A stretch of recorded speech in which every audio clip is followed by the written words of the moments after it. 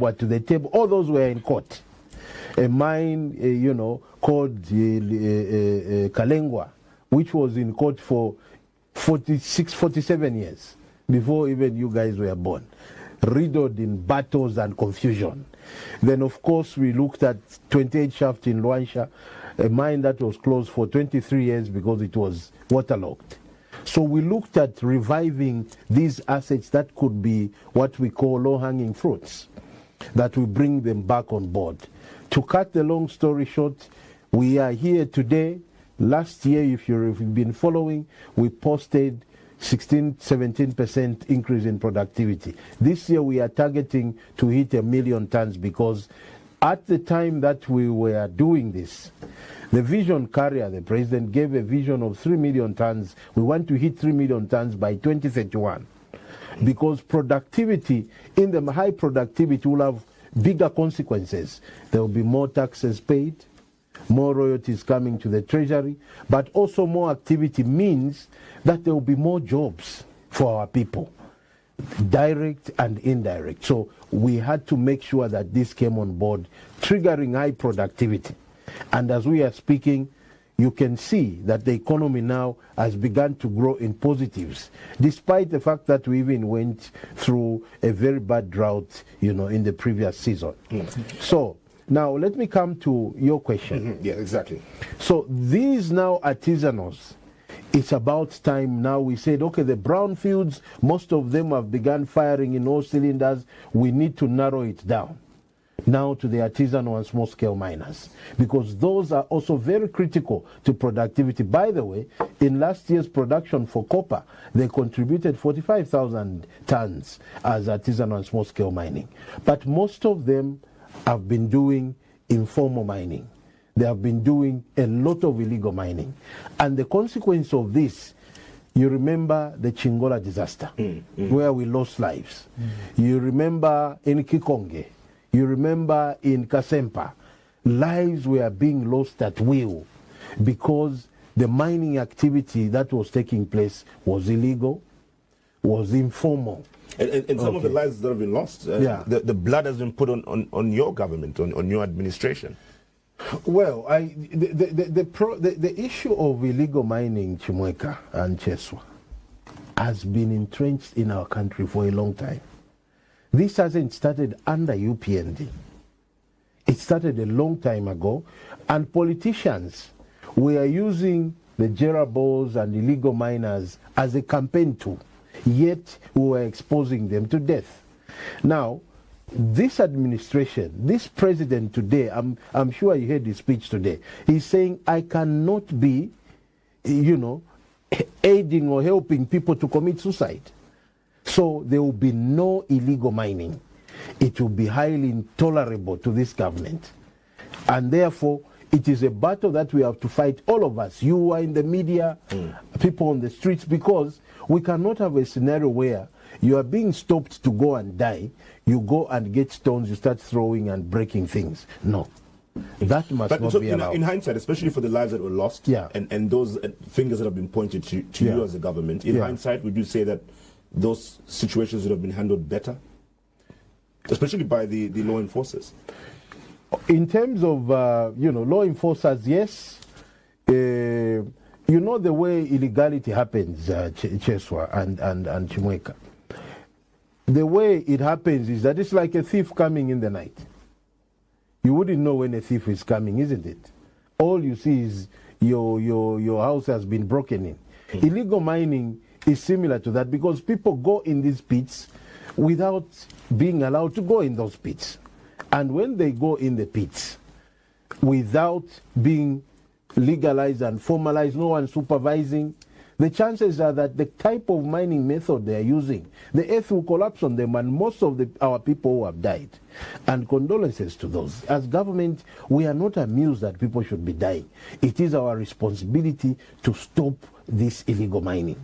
So, when they go there, the unconventional way of mining, they don't know whether the earth has been weakened And the way it happens is that today you can go, you mine, you come out safely. You'd think it is safe, when actually when you left it the previous day, you have left weaker ground, which may require just a few steps by you and me walking in there, and it collapses on you, and you are gone.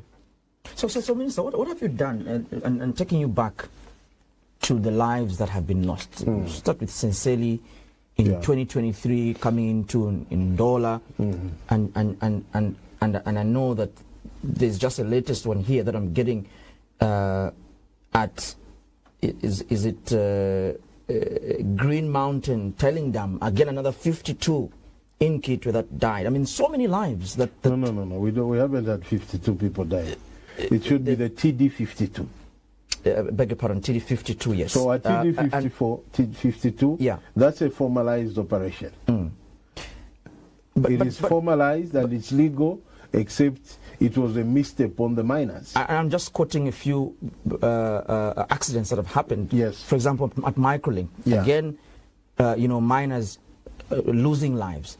Is there a different strategy that you as a ministry need to employ now? That we still lose lives despite you speaking about illegal mining. Indeed. Let me tell you this. So when you mix a legal mine having an accident, it's a different scenario altogether. A Microlink you're talking about, that's a legal mine. It's an accident that happened at that mine. And believe you me, when you look at the mining regulations, that book you see, Code Mining Regulations, is made out of accidents over a period of time in the mining sector. One thing I'll tell you, in mining, just as in life, accident will happen. Okay? So you cannot mix the legal mines like KCM, and even at Mopani we've had accidents. At KCM we've had accidents in the past. At Konkola, at Inchanga, these things happen. What needs to be done is for the mining companies to prioritize safety. And that is why within the Ministry of Mines sits the Mine Safety Department. Its mandate is to make sure that mining companies are adhering to safety protocols, to check what is happening, whether they are adhering. That is for legal mining. So the Microlink you're talking about, the TD52, that's a formalized operation. There was negligence probably on their shift boss or their section boss. They are taken to task. Maybe they didn't follow their protocols, and there are also punishments that follow with the negligence that happens in the legal and formalized mining operations. Have you punished some of these mining companies, for example, Microlink? Of course, were they compensated? Were these families compensated? That is now up with the mine to follow through that. And if you remember, I think that the families were compensated for Microlink. It's a small mining company. They have to follow what is written in the law. The law provides for if and you know the funny part. Let me not say the funny part. The difficult part about these things, especially for formal mines, mining companies will have to investigate. And the unfortunate part is that it could be that you, Chimweka, as a worker, you could have neglected certain safety protocols, and that accident happened. That's why they stop people from going drunk on a mine. They stop people. Now there are even machines that are able to check in an Pepe chamber. They'll check. So that you that may go there, maybe may drive a machine where people are working, and you kill people. So these accidents, when they happen in the formal legalized mines, they are investigated. Was the cause neglect by the mining company itself, or probably a worker could have neglected certain safety protocols? You speak of formal and legalized mines, and which brings you to the other part of this conversation, the issue of the illegal mining, as it's been termed. Correct. We have some members of the public who even feel uncomfortable with that term of illegal mining. And what also stands out in some of these areas is that with some of these mining sites where you have residents in certain communities going there, and they eventually get to be stopped, one of the common concerns, and probably you've come across this, is that you seemingly allow foreign nationals to go, but you're stopping the local residents from going there. Maybe just clarify on that issue. I think that I would speak the day we were in Kansanshi. When the president was giving that instruction to say, can we have an artisanal mining conference? And it's a first of, we've never had one. Yes, it's an inaugural. Yes. Yeah, it's an inaugural one. He said, no foreigner will be allowed in the tenements for artisanal and small-scale miners. That is purely for Zambians. An artisanal license, it is a requirement. It has to be a Zambian and no foreigner. Foreigners are allowed by the illegals themselves, because foreigners actually come, So it's not the government? No. It's themselves? No, it's themselves. Because they put the blame on that the foreign nationals seemingly are allowed, and when they are not allowed, they are illegal immigrants. They are being stopped. Most of them are illegal immigrants. Some of them could be refugees that have come into this country, and that's why what we have done now as government, we have created what we are calling a security cluster.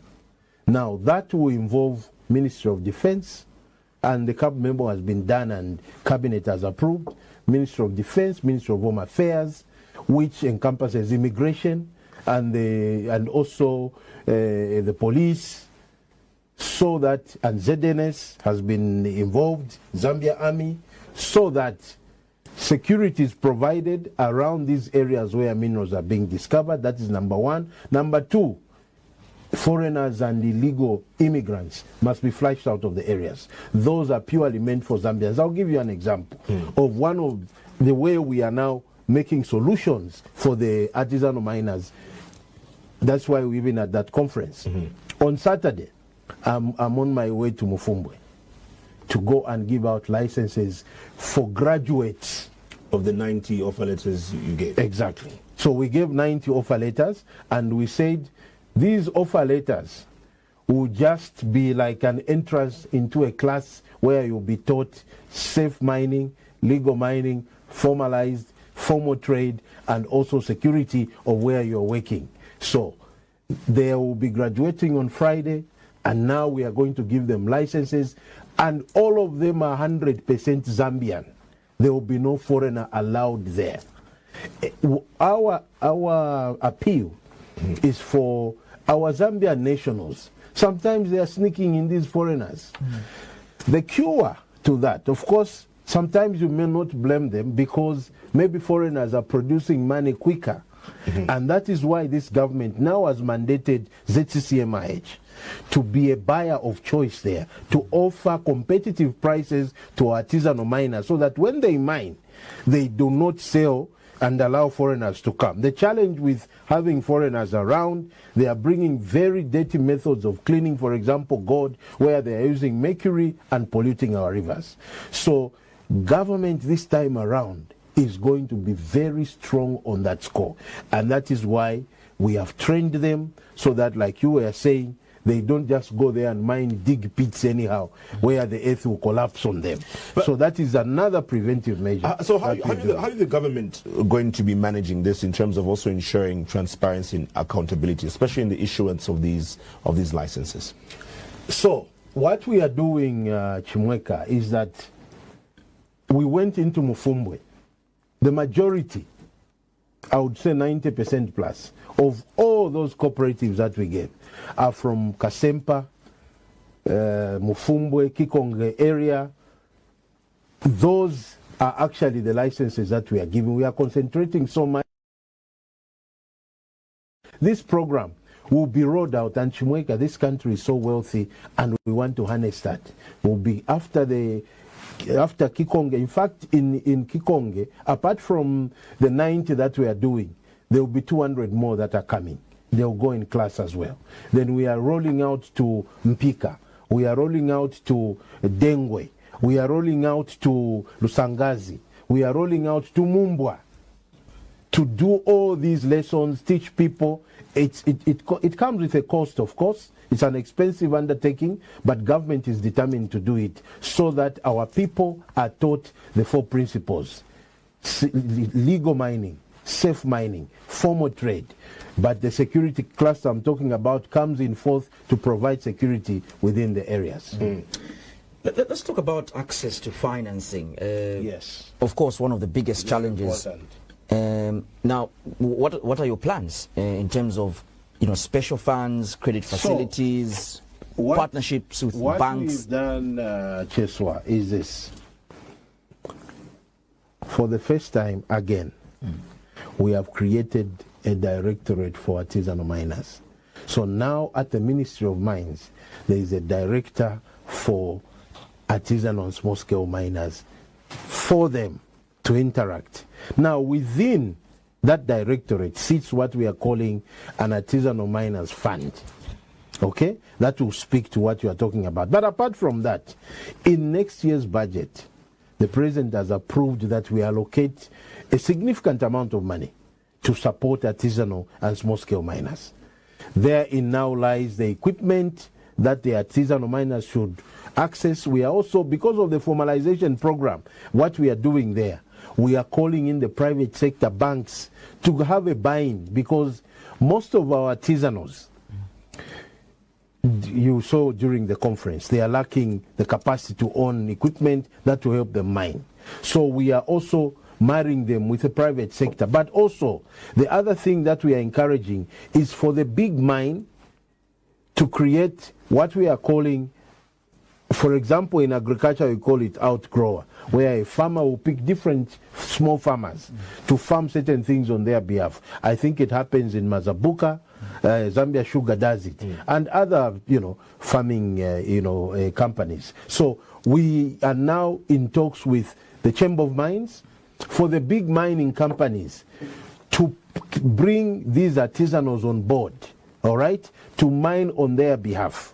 Now, for them, what they should do and what they will do is to empower those artisanals with equipment. Yesterday, the cry was financing. Yes. You were there. Yes. Financing and equipment. Of course, financing, machinery, equipment. How do we, even when they are taught, like the ones that are taught in Mfumbwe, they will need excavators. Okay? They will need something to help them to mine. Of course, artisanal mining usually is pick and shovel. But they need gold detectors, for example. They need washing plants that will prevent them from using mercury. And washing plants don't come in cheap. As a ministry, we have procured a few. ZCCM is procuring. So we need now these mining companies to provide those things. Then they offtake from these mining companies, these artisanals, that will help them now recover what they will have invested in empowering those, artisanal miners. But also government has allocated funds to support the artisanal miners. This sector alone, for example, when you talk about 90 cooperatives, if you say a minimum of 20 people per cooperative, all right, that will be now 220 by 90, which is about 1,800 employed by that. Now, imagine if we do, like now we are doing 200 more in Kikonge. If we do, that will take us to maybe 290, 390, 400 cooperatives. Then we do another 500 somewhere, another 300 somewhere. The multiplier effect that we are going to create thousands of jobs, and that is our target. As we create these jobs, we are also looking at them adding value in terms of production figures for gold, production figures for copper, and other minerals. But so, is this when you're now thinking about distributing all this equipment? It's 4 years down the line since you've been speaking about all of these challenges. And the formalization of small-scale artisanal mining. That is why I said this requires resources. The mining sector was in tatters. Wait a minute. The mining sector was... that's why I needed to give you that background of how we needed to bring the big guys back. We have done a bit of formalization as we are speaking right now. In Mumbwa, in Rufunsa and Mumbwa, we are constructing what we are calling gold marketing centers. By November this year, we should be able to commission that. It has taken us a bit of time for them to be constructed. We did give licenses in Mumbwa and Rufunsa. If you've noticed, the noise about Mumbwa and Rufunsa, when we came and now, it has simmered down because of the licenses, that it is not as we would want it to be. But it has simmered down because we gave out licenses to artisanals. Since we came, we have done 1,400 plus licenses to different cooperatives. So you are talking about that 1,000 by 20 members, it gives you the number that we are dealing with right now. So now we have gone into the gear of training them, because we have to train them so that they know safe mining, legal mining, formal trade, and they are secure where they are doing their activities. Let's open up the phone lines for you, the viewer. If you'd love to call in and contribute, feel free to do so using the phone number that you'll be able to see on your TV screen. Our guest this evening is the Minister of Mines and Minerals Development, Mr. Paul Kabuswe. You've spoken quite a lot on how these miners will be empowered. But we can agree that a lot of these areas where we find these mining sites are rural areas and developing areas. Yes. Now let's talk about the involvement of the traditional leaders, the chiefs there in all these processes. Yeah. So according to the law, whenever you are giving licenses, chiefs give what they call a consent. Okay, meaning they consent to those licenses being there. So we take them as serious stakeholders in these areas. We don't leave them out. They are serious stakeholders. They are part of the governance structure. So we really do sit in consultations when these licenses are being given out. After all, they are also human beings. They could have their own subjects should they want to do mining, and they should be part of that. They are Zambians, and they have a right to do mining if they feel like. So is your ministry actively engaging traditional leaders in all these areas? Yes. So even when we went to Kikonge, I actually, before we could do anything, we went to the chiefs and paid courtesy. And also, when you are paying courtesy, you are basically also listening to the challenges that are there, where maybe the ministry, where the chiefs feels the ministry here hasn't done well, can we do this better? So all those things are discussed. Another issue you touched on was on mercury and how the government is against the use of this. What's the status of this? Because if you're trying to avoid that and you're still having people using it in some of these areas, and even just its presence in the country here, what's the status of this in terms of what government is in response to the use of mercury in some of these mining activities? Of course, mercury is not allowed to be used, and that's why it's a multi-sectoral approach. This matter, because the question now next is how is it finding itself here? And that's why we have to deal with the foreigners that are coming in these areas. Zambia is vast, Chimweka. And that is why, for us, we have said, let's create a regulator. Now that we have the Minerals Regulation Commission that is in place, and they are just doing operationalization of the whole Minerals Commission that will regulate the sector. And one of the mandates we've given them is to make sure that they embrace technologies so that we are able to watch the whole country. What has been the challenge? If you went to Kikonge... sorry to cut your thoughts there, but let's engage Mr. Chikumo from Chingola. Good evening. Good evening, sir. How are you? Good, thank you. How are you doing? I'm okay. Evening, Panya. Evening, Honorable. Evening, Mr. Chikumo. How are you? I'm okay. Indeed. Yes, what's your question or contribution?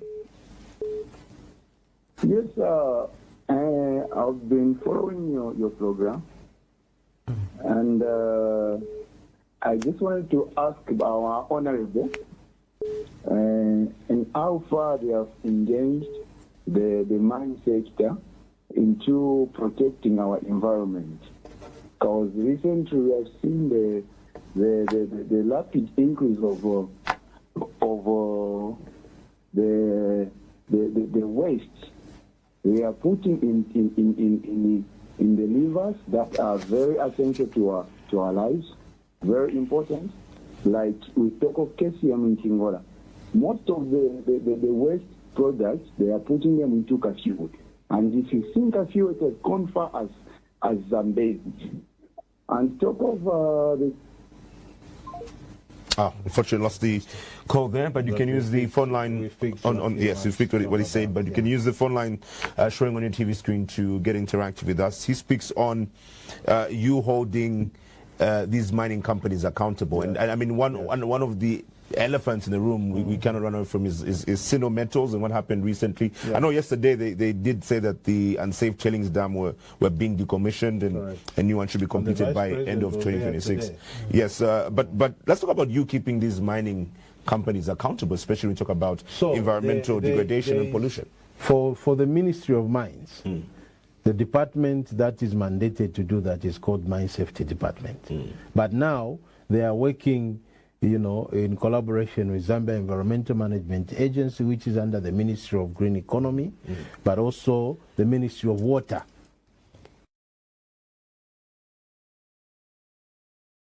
Make sure compliance.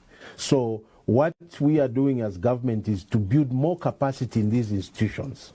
All right, because I think that, for example, for the Ministry of Mines, we just had MSD, in Kitwe, but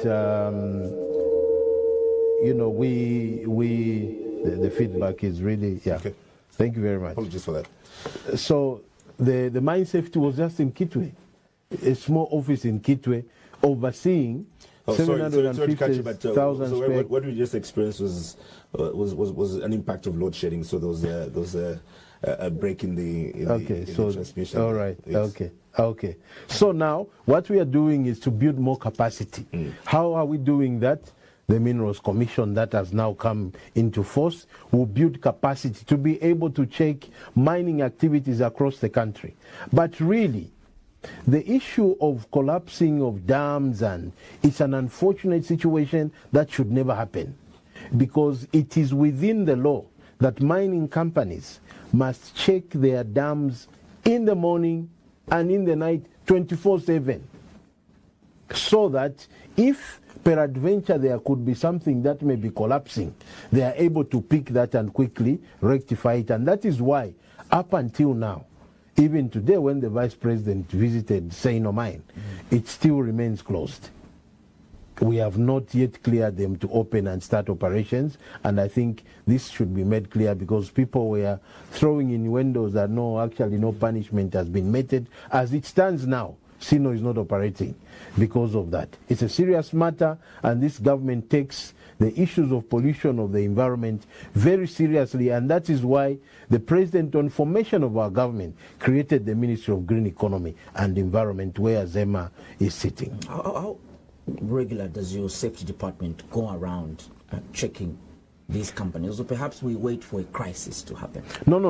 They do checkups, but I must admit, and that's why we're saying we need to build more capacity in them. They need to be given more resources. They need to be I think that even in terms of the human resource, the establishment is not as it should be, and we are pushing that the establishment is big, especially with the coming in of the Minerals Commission, who will be the regulator. All those issues now will be looked at more clearly and more focused. So you don't have enough money for capacity building in your own ministry? No. One thing I'll tell you is that for the first time, when we came, the Ministry of Mines was very underfunded.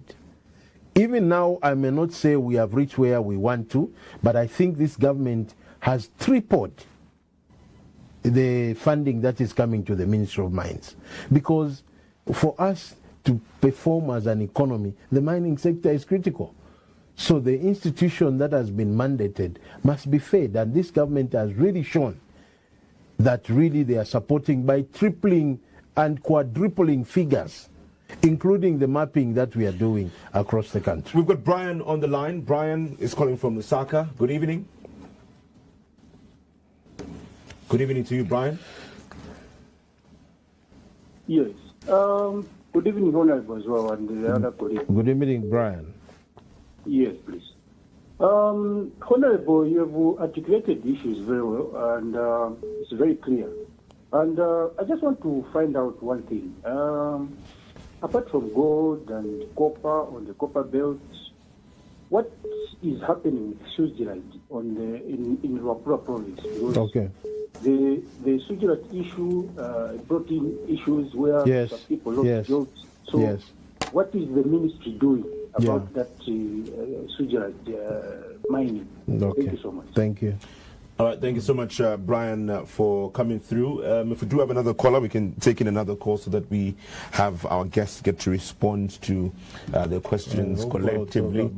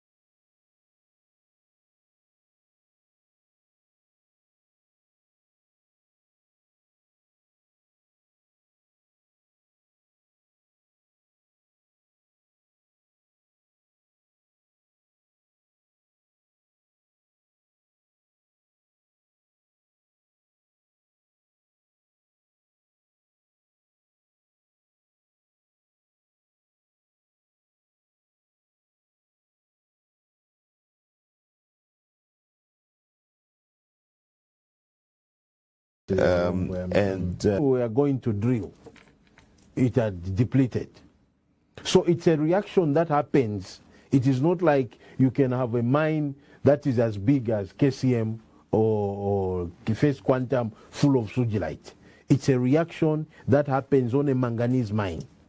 That is why when government said we have drilled and we cannot find this occurrence, because it had happened, it is a reaction that happened, and it is no longer there. So that is why sugilite is called, it's a type of manganese, except it had a reaction with some iron and it formed the sugilite. Let's engage Simeon, who's on the line, from Chingola, interesting enough. Simeon, good evening. Chingola is on a show today. Understandably so, isn't it? Simeon Chama, good evening. Simeon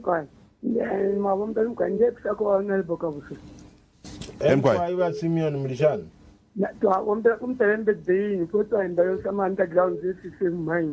For 25 years since 2000, that's what I had to follow.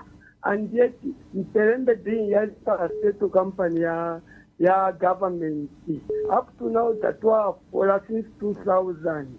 Not Kabuswe, not for the chain. Mr. Forera, Zambia #1 copper producing country in Africa since 2012. You select the power of Kabuswe. African quite to follow.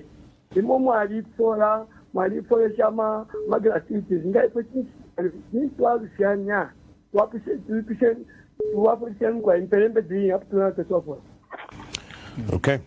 Obviously, a heartfelt contribution and question for you there, and your response. This, when you look at the years, Mpelembe drilling was there in the late 90s, early 2000s, and successful governments from MMD, UNIP, MMD, PF.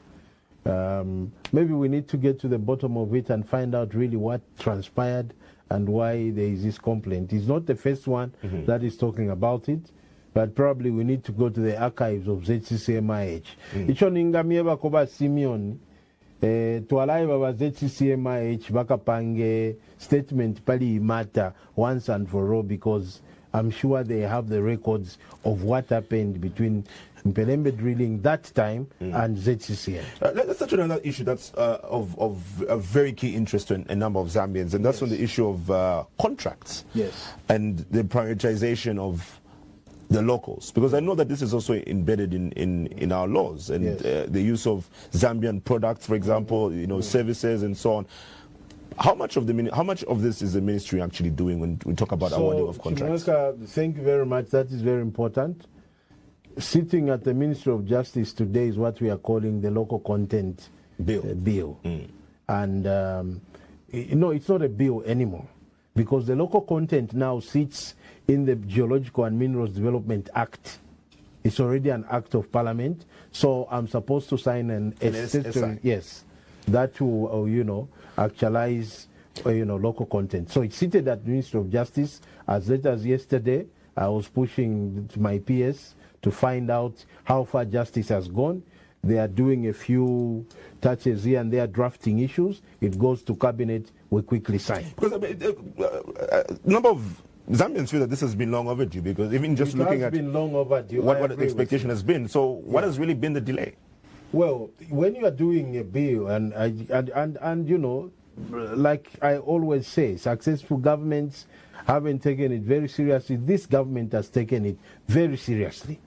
And that is why the SI has already been done. It is sitting at justice. What takes long, Chimweka, is for us to do consultations among various stakeholders, because you find the Chamber of Mines will come like this, you find the Suppliers Contractors Association like that, you find Zambia Chamber of Commerce like that, Zambia Association of Manufacturers like that. So all these stakeholders, we sit and come up with a document that will not, Zambians like saying, we are not consulted.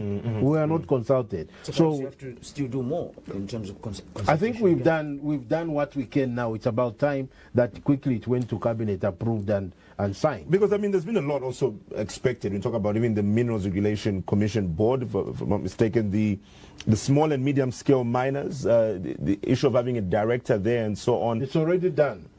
That one is done. Like I said, we were pushing two bills, the Minerals Commission Bill and the Geological and Minerals Development Bill, which are now both acts of parliament. They are laws now. So the director for small and artisanal and small-scale miners is sitting at the Ministry of Mines. For the Minerals and Commission, is something that started within the PF? Because I remember Honorable Musukwa speaking about this Minerals Commission as well. We never found it. We had to start from zero ourselves. That's why we did trips to find out in Tanzania how they are doing it, and Ghana how they are doing it, and that is why we Are you getting a lot of pressure from the constituency in terms of course, just like the caller who called, what's the pressure like? I mean, you're a minister, but you're a member of parliament also in Chilawombwe, and this, of course, is an area that is prime in terms of mining activity. Yes. When you are a leader, I know in your own right you are leaders, and if you are not ready for pressure, stop being a leader. Pressure is part of leadership, and myself, I enjoy the pressure. And it creates minerals, isn't it? Indeed. Yes. For us to have diamonds that we are talking about, like your diamond TV here, for us to have copper, there is a lot of pressure for that, copper cathode to come out. So a leader, pressure is part of... Do you prioritize your constituency? I prioritize both. So I have to divide the time. And how do you do it? I deal with the Ministry of Mines, and usually most of the weekends I go to the constituency. And I want to say that I'm excited with what has happened in the ministry. I'm equally excited with what has happened in the constituency. We have done a lot of things. As a Minister of Mines? I don't know whether you are asking about the constituency. We've talked a lot about the ministry. Let's talk about the constituency. One of the things that I'll go in history as having been one of the major scores for the constituency is a road called Kawama Road. That road, Chimweka, no one ever thought it can be a tarmac. Very important road, but very bad. Since Zambia God formed the earth and gave us Zambia, we've never had a tarmac there.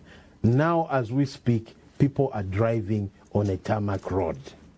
For me, that gives me a lot of joy. Apart from that, we have done certain roads that we have rehabilitated back to bituminous standards that were forgotten. that they can never be done. Right now, as I speak, the contractor is busy in the constituency doing those things.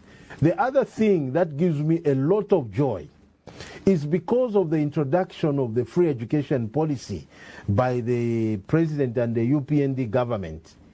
We have had a lot of children going back to school. Now, those children who go back to school, most of them are from vulnerable families, because what made them not go to school is the fact that going to school became expensive. In fact, Chimweka, this marries to the creation of a lot of illegal activities in mining, because these children had nothing to do. They were not going back to school. Imagine, for Chililabombwe alone, we have increased the numbers by almost 60-70% in terms of schools enrollment. People have gone back to school. So now, what gives me joy is after those kids have gotten back to school, I've also done what I'm calling, what we call the Kabuswe book distribution, where we help these vulnerable children. Because of the free education, they are back in school, but we also supplement with some books, some pens, some pencils, just to help them. Remember in class, you feel like the world is collapsing on you as a young man, with no ball pen, with no book. But that for me is a joy. So I'm going over the weekend when I'm cleared, I'll do that program because schools have opened. You're going into 2026 confident of 100% of re-election. 100% confidence. 100%. Interesting. I know you've got a very busy life, very busy schedule, but yes. It's interesting enough that the member of parliament, who's also minister, despite how busy he is, would take time to even just have a guitar with him and get to play it and sing a song like he did here.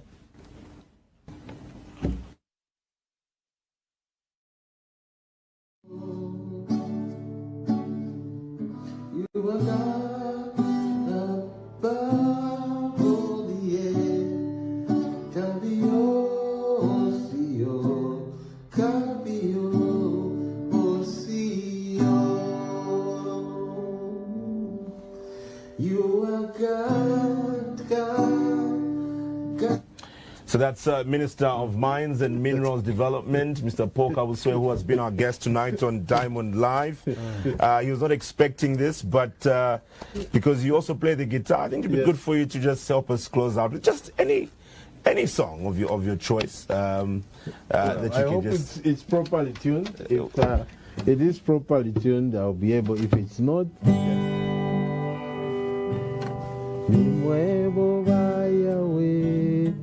ni muevo fiel, muevo vaya we, ni muevo vaya we, ni muevo fiel, muevo vaya we.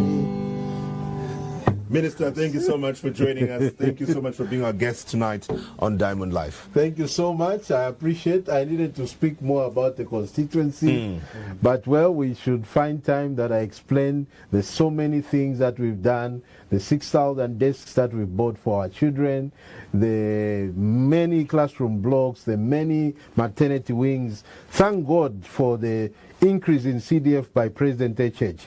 It has really helped us to develop our constituencies and devolve the resources to the lower echelons of our communities. Thank you so much, and indeed thank you to you as well for joining us. I know there's so many questions for the minister, so many concerns that people